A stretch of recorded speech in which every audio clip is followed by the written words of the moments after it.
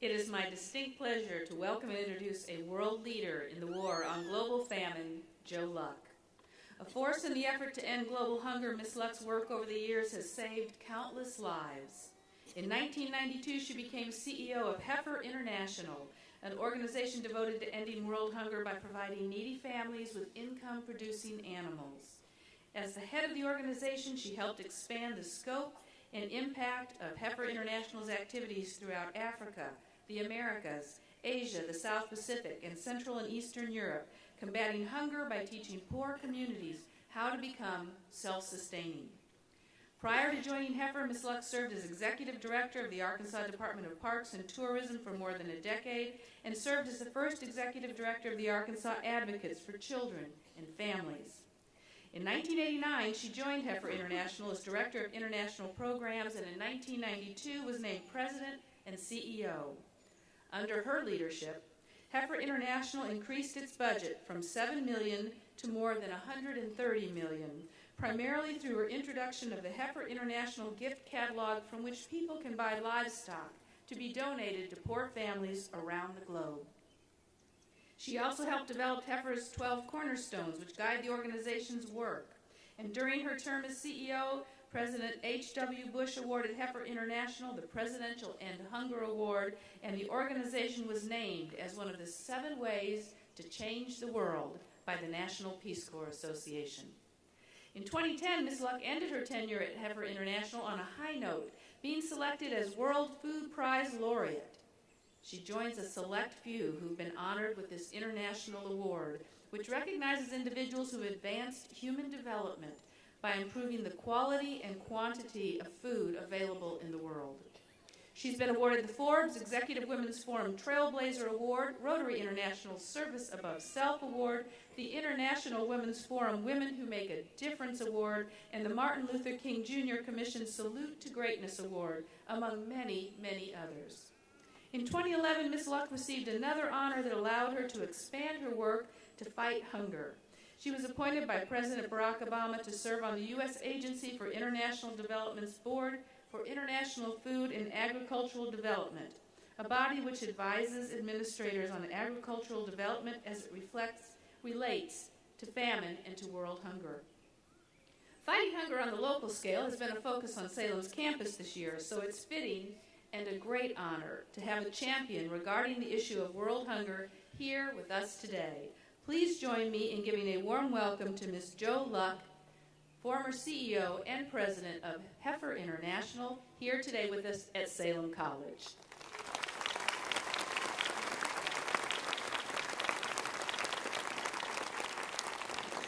Thank you, Dr. Pauly, faculty, staff, all of you caring friends and family that are here, and most of all, the class of 2012.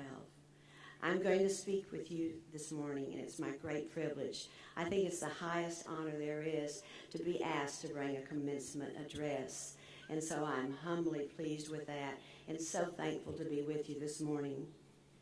Konnichiwa, Namaskar, Jumbo, Sawadee-ka, Ni hao, Salamat pagi, Hola, ¿cómo está usted? And hi, y'all.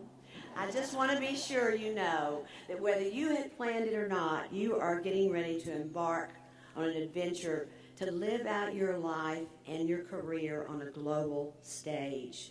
Whether you leave your city or your state, you are a global citizen now. Everything we do affects others. We share one village called Earth. And I want you to think and live in that manner.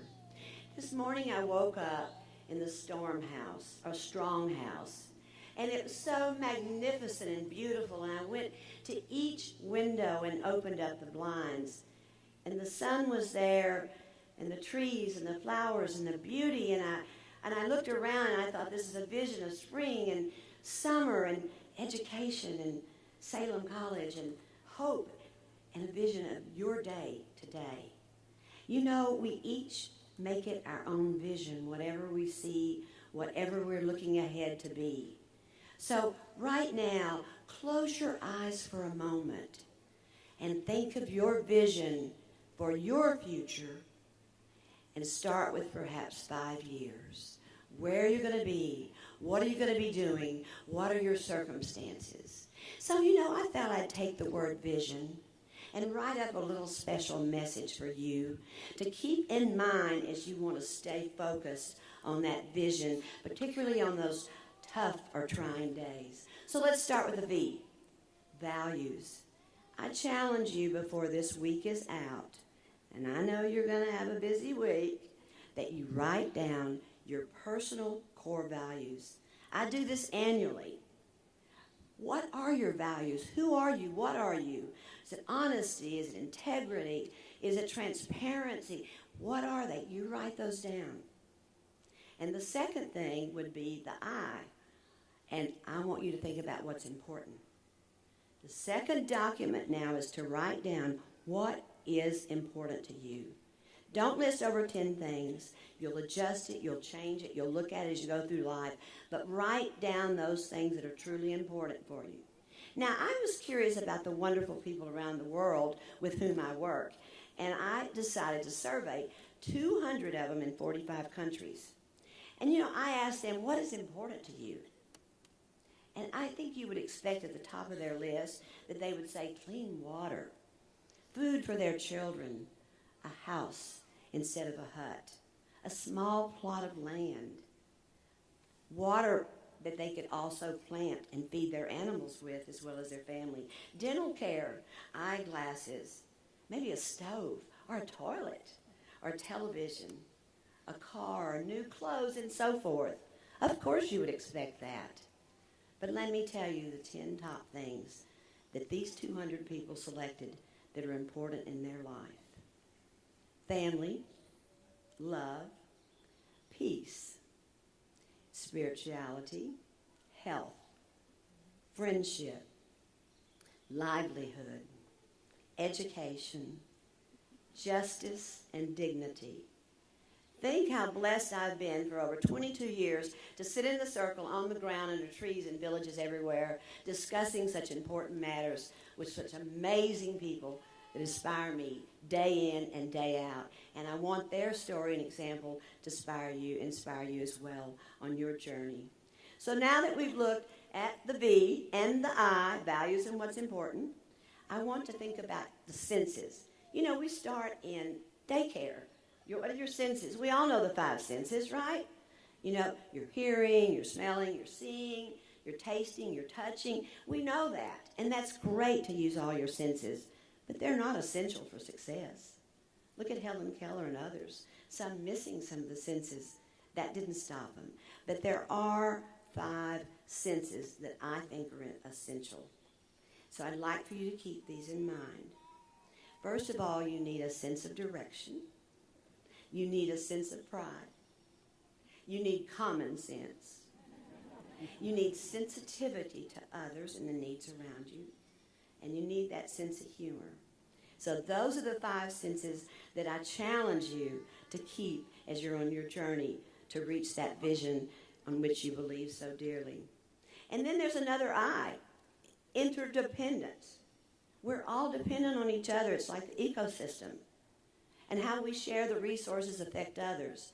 And when I was in Nepal talking to a group of women who had received water buffaloes to change their lives. Now, this is what their property looks like. Straight up and down on the mountains. And I don't know how the legs of the water buffalo happened to be the same length after they'd been living on that hillside, but somehow they managed in the steep terrain. And they used that money to take to pay the fees to send their children to school, to feed others, to sell the milk for transport. And they were so appreciative. And they said, we want to do more than pass on the gift. And Heifer, part of the core value is passing on the gift to others because we all have gifts to give. Part of it is gender equity, full participation, leadership, accountability, and so forth. So they said, we want to do more. And they held a meeting, and they had a big conversation. And they decided that every evening they would each take a handful of rice from their modest supply of food for the family for that day and put it aside. At the end of a month, 2 of the women proudly took that rice and walked all the way to market and sold it. And with the money they received, they went to the local Heifer office there in Nepal. And they said, we would like for this money to go to buy ducks for the women of China, the community that needs help and resources to get started. And I said, why did you decide to do this? It's beautiful. Why? And they said, because we don't want to be part of the problem. We want to be part of the solution. And you're going to be part of the solution, and you're going to make the difference out there in the world today. And then we come to O again, and stay open-minded. You don't have to agree. You don't have to buy into it. You don't have to change. But stay open-minded to learn the possibilities, the opportunities. When I was with Parks and Tourism, I taught at night to keep my brain cooking. I don't tell people that in tourism, of course, because that's an important industry, but I wanted to stay with academics and thinking because I started as a teacher. And I was teaching motivation, and I said to my adult students, don't just tell me where you're going to be in 5 years, show me. Sketch a picture or cut pictures out of the magazine. Let me see exactly what it looks like. And they turned to me one time and they said, Joe, look, we want to know where you're going to be in 5 years. I said, yeah, right, good, yeah. And they said, no, we really mean it. We've gotten together. We don't want to leave this room till you tell us. And I walked over to the flip chart, and I drew a picture sitting on the ground in a circle with women, and one had a baby, and there were chickens, and there was a hut, and there was a man walking by, and they said, where is that? Africa, Asia, Latin America? I said, I don't know. But you know what? I want to be there. I want to be right there making a difference. And within 2 or 3 weeks, a headhunter called me. And I had shared that story with my friends at a breakfast with all the other women I work with. And he'd called some of them and said, who would be good for ending hunger around the world? They said, oh, Joe Luck would be perfect. And so he called me and I said, what are the qualifications? Well, I only had one, management. You know, I wasn't bilingual, I wasn't an animal specialist, I wasn't a veterinarian, I wasn't all these. But, oh, I wanted to do that. And I didn't want to tell him I wasn't qualified. I said, I have a son and a daughter that still have to complete their education. I would have to take a major cut in salary. So thank you. Maybe the future. I look forward to it. He called me in a couple of weeks. He said, we've narrowed it from 40 to 4, and the International Committee would like to interview you. I said, Dick Irish, I had figured it out. You do not have a woman in the finals. You need gender balance. I live here. They don't have to buy me a ticket. And I will come. I'd just like to be the last candidate. So I went in that afternoon, and I wanted to learn more about this amazing organization. As we talked, they realized they didn't need all those things they thought they needed. We have people around the world, on the ground, in country, with this expertise. They needed a leader, a cheerleader, someone to pull them together, to help them become efficient, raise money and believe in them. And I was offered that job that afternoon. I stayed open to that opportunity. Who knew that was going to be my calling and my great opportunity? And the last letter of your vision, N. When I was in Laos, I was talking to the community leader, and everything was so bleak, so sandy, so dark. There was not even color.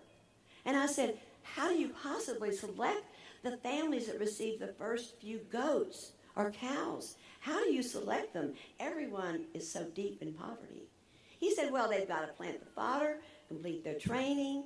They've got to know how to care for those animals. They've got to build the pens. They've got to have nunchai. I said, whoa, wait. What is nunchai? The interpreter stopped and thought about it.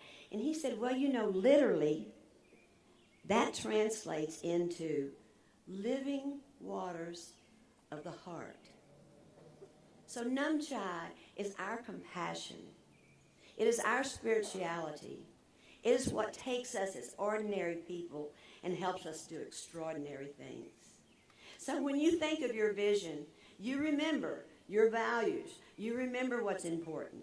You remember the senses that are essential. You remember we're interdependent. Don't forget to be open-minded to the opportunity and never lose your nunchai.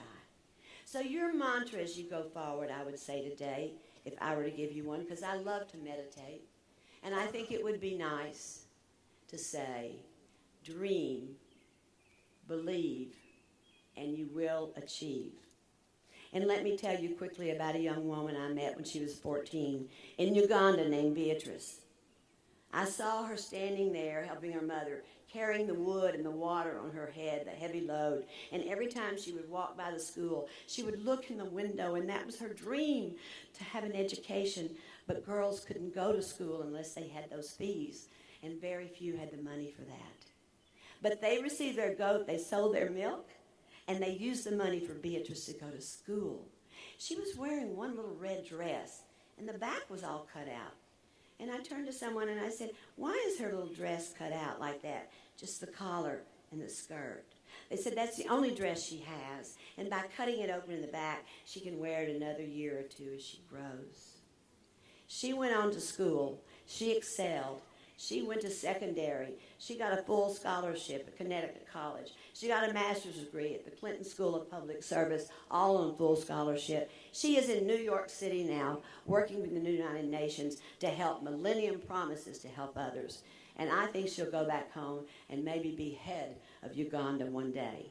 And one other person I want you to know is Terai Trent. We sat on the ground in a village in Zimbabwe. I'd been talking to the men. They always brought me the men farmers and talked to the men. I said, I love the men, but the women are the ones that are doing the work and raising the animals and the children. I want to talk to the women with your respect.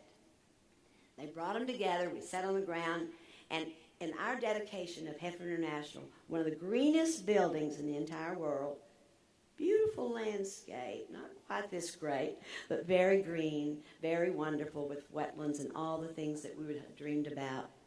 And they asked Terai, who was then working for Heifer International, if she would tell her journey from that village in Zimbabwe. That proud, wonderful, strong African woman stood up in front of former presidents, governors, ministers, bishops, mayors, and 2,000 people that had come for that dedication. And she modestly told her story and her dream for education and how she even did her brother's homework trying to learn until they found out and she was punished for it. And so she said this woman came and sat down on the ground just like we did and ate what we ate. She said, what are your dreams? We said, we didn't know we could have dreams. Oh, yes, you can have dreams. And you can believe and you can achieve. When that lady left, I decided I would write down my dreams. And I wrote down 3. And I put them in a little tin box under a rock out in the field where I shepherd and watch the animals, and I would open it and read it. And she said, I believe. That woman told us it is achievable. Tina Gona, Tina Gona, Tina Gona means it is achievable in Zimbabwe. And you can find her on Facebook, Tina Gona, telling her story today and selling her T-shirts. And you know, she said, here are my dreams. She opened it up. She traveled back to Zimbabwe, dug up the little tin box, pulled it out, and she said, here are my dreams. I want to go to America and get a bachelor's, a master's, and a doctorate.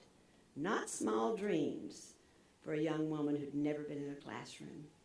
And she said, I am so thankful and proud to tell you that next month I received my doctorate. She had done it. It took 16 years, but she believed, she had dreamed, and she achieved it. And she said, actually, this person doesn't know it, but the woman that sat beside me on the ground when I was pregnant with my second child at just 14 was Joe Luck. And what she said to me, well, I almost fell out of my chair, of course, but you know what that told me? You never know when you're influencing someone else. They're listening and they're watching you. You could make a major difference. Her story was in New York Times. Oprah read about it. She brought her on the show. Beautiful story. And at the end of the 25 years, I worked, so I didn't get to see the Oprah shows, but boy, do I hear about them. And at the end of her 25 years, she said, I want you to meet the person that I met over these 25 years that was the most inspirational person I ever interviewed. Can you imagine even being on her list for consideration with all the people she's talked to? She chose Terai Trent, this young woman from Zimbabwe. I helped bring her back to surprise her, and she presented her with $1.5 million to start the first school in her village so that young girls also could go to school. They're now building 10 schools around the world. You never know the potential, and those are just two of the wonderful people I've met. And gentlemen, I met a lot of men. I'm just sharing these examples with these wonderful women today to inspire them with stories of other women. So what I'd like for you to keep in mind as you start this great day, you know it's called commencement because your life is really beginning. The future is beginning, and it's very cliche, but it is the first day of the rest of your life, and that always gives me a little bit of a chill. I just wrote a little summary paragraph of my journey and hope that it will encourage you when you meet challenges, but have joys along your way. Over the past 21 years, I've traveled to more than 60 countries. I've slept on dirt floors, gone without bathing for several days, and prayed that none of the malaria-carrying mosquitoes would penetrate my bed netting. I have been shot at in Sniper Alley in Sarajevo, running for cover. I've stayed in remote villages in Java, on the side of a volcano, an active volcano, Mount Merapi, as a matter of fact, which erupted 2 years ago, maybe 3 now, and wiped out the village where I'd been staying. I survived an earthquake in Chiang Mai, the largest they've ever had. In fact, the film crew for Air America was in the hotel. There was one. And when I woke up the next morning and came downstairs, everyone applauded me, and I said, why? They said, you're the only one that stayed in the hotel. Everyone left. I said, well, I had to sleep. I'm going to be in the village sleeping with 8 men and the chief every night for the next 3 nights. In the same room, they told me. We meet, sleep, and eat. And I said I had to get my rest. I'm not brave. I just believed. And also, I just missed being hijacked on a plane by 10 minutes. Only time I've been late for a plane. Thank you for that. And then I've been searched at many military checkpoints throughout Africa, Asia, and Latin America. I photographed a charging elephant whose raised trunk and large flapping ears were only 3 feet away when the driver finally coaxed the engine of the Land Rover to start again, and we sped forward just in time to escape a mother's wrath because our vehicle had stalled too close to her calf. I have eaten snake, yak, cheese, beetles, guinea pig, and fried goat's blood in temperature of 110 degrees in the desert of Peru. With a smile and a thank you to my host, because I was a guest in their home, and they were generously sharing with me their very best. But all of these challenges dull in comparison to the joy I experience when I see lives filled with hope and with dignity instead of hunger and sorrow. I was able to make a difference with those that I worked with on the team. You're going to make a difference in whatever way is the right path for you. But let me say finally, don't think short term. Don't think 10, 20, 30 years. Do you know what? I'm at the peak of my career. I feel fabulous. I travel all over the world. I'm leaving for Bangladesh and Zambia and just got back from Penang, Malaysia, where I'm working with the World Fish Center, and I'm 70 years old. Do not cut yourself short. I love you. Good luck.